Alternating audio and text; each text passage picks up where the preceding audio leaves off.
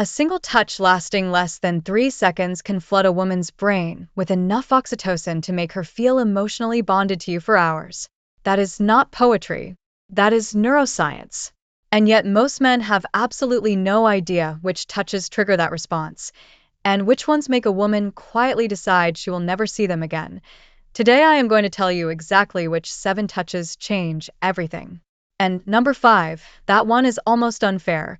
Here's something most people will never say out loud. A mature woman does not fall in love with words. She has heard every compliment. She has sat through every candlelit dinner where a man tried too hard to say the right thing. Words stopped impressing her a long time ago. What actually moves her, what actually cracks open that guarded heart she has spent years protecting, is something far more primal. Touch. But not just any touch. Specific, intentional, psychologically powerful touches that communicate things words literally cannot say. Safety, confidence, tenderness, presence. All without opening your mouth. Research found that people could accurately identify emotions like gratitude, love, and sympathy through touch alone with up to 78% accuracy. No words, no facial expressions, just touch. Your mouth wishes it could be that effective, and a mature woman responds to this on an entirely different level. She has enough experience to know the difference between touch that is performed and touch that is genuine, between contact that is seeking something and contact that is simply giving. That discernment is exactly why these 7 touches matter so much, and why getting them right changes everything. The first touch is the slow lower back guide. When you place your hand gently on the small of a woman's back while walking her through a doorway, guiding her through a crowd, standing beside her at an event, you are activating one of the most nerve-dense areas of the human body. The lower back is directly connected to the brain's emotional processing centers. But here is where most men get it wrong. Speed and pressure matter enormously. A quick pat communicates nothing. A heavy push communicates control. But a slow, steady, warm placement of your full palm, with just enough pressure to say, "I am here and I am aware of you," triggers what psychologists call a protective bonding response. Her nervous system reads it as safety. Her brain releases oxytocin. That a mature woman especially responds to this because she has spent years being the strong one. She has handled everything herself. When a man places his hand there with quiet confidence, it communicates something no sentence could produce. You do not have to carry everything alone right now. And for a woman who has been her own protector for years, that single gesture can feel more significant than 100 grand gestures. The second touch is the two-handed handhold. Most people hold hands. That is not what this is. This is when you take her hand and bring your other hand over to cradle it, both of yours holding one of hers, during a quiet moment, perhaps after she has shared something vulnerable. This works because of bilateral stimulation. When both hands are engaged, her brain interprets it as full attention and complete emotional presence.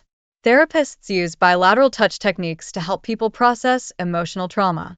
So when you hold her hand with both of yours and look at her while she speaks, you are giving her something she may have quietly stopped believing existed: undivided, embodied attention.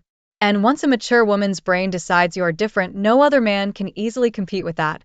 The third touch is the forehead touch, not a forehead kiss. The act of gently pressing your forehead against hers. Foreheads touching, eyes closing naturally, the world going quiet around you both. The psychological weight of this gesture is enormous. Bonding researchers describe what they call bonding moments, micro-interactions that activate the adult attachment system. The forehead touch is one of the most potent of these moments because it requires genuine vulnerability from both people. You cannot do this from across the room. You have to slow down. You have to let your guard down. And for a mature woman who has built emotional walls across years of experience, this touch is a quiet knock on a door she forgot she had. It does not demand anything. It does not escalate. It simply says, "I am right here with you and nowhere else matters." The fourth touch is the back of the neck. The nape of the neck is one of the most sensitive areas on the human body. Because it is somewhere people cannot easily see or protect, touching it creates an immediate simultaneous spike in both trust and arousal. That combination is extraordinarily rare. Most touches create one or the other. This one creates both at once. When a man gently places his hand on the back of a woman's neck, while sitting beside her, while leaning in to say something, her brain rapidly evaluates. Am I safe? Do I trust this person? Does this feel good? If the answer to all three is yes, dopamine and oxytocin release in tandem, the exact neurochemical combination responsible for romantic attachment, a mature woman recognizes immediately what this touch communicates. Confidence without aggression. Desire without desperation. It is one of the most sophisticated touches available. One critical warning: timing is everything. This touch only works after trust has been built. It is a progression, never a shortcut. A mature woman knows the difference immediately. The fifth touch is the thumb stroke. And this is the one I warned you about. This happens when you are already holding her hand or when your hand is resting near her. And without drawing any attention to it, your thumb begins moving slowly back and forth against her skin. Small, unhurried, rhythmic strokes. You do not announce it. You do not look down. You simply do it while continuing whatever conversation you are in. Researchers identified specific nerve fibers that respond exclusively to slow, gentle stroking touch, and these nerves are directly wired to the brain regions responsible for emotional connection and social bonding. Studies found that this type of stroking activates the part of the brain responsible for feelings of intimacy and closeness. In other words, your thumb moving slowly across her skin is literally activating the region of her brain that makes her feel close to you. And because it is so subtle, she may not consciously register what you are doing, but her brain absolutely registers it. And emotionally, she starts feeling drawn to you in a way she cannot quite articulate. A mature woman who feels this thinks, he does not even realize he is doing it. This is just how he is. And that thought is what makes her fall, not grand gestures. The unconscious, gentle movement of your thumb while you're talking about something completely ordinary. The sixth touch is the silent pull. This is the moment when you are sitting beside her and without a word, you reach over and gently draw her closer. Your arm around her shoulder closes the gap. No announcement. No verbal invitation. Just movement. Attachment researchers call this proximity seeking, one of the primary signs of secure bonding. When you pull her closer without being asked, you communicate through action what words struggle to convey. The space between us felt like too much. I wanted you nearer. For a mature woman, this carries profound meaning. Many women over 40 have spent years feeling like they had to earn closeness, had to be agreeable enough, accommodating enough, to deserve affection. When a man pulls her close simply because he wants her near him, not for any other reason, just because the distance felt wrong, it rewrites a story she's been carrying for years. It tells her she is wanted simply for her presence, simply for existing next to him. The seventh touch is the one I saved for last because it carries more psychological weight than everything else on this list combined.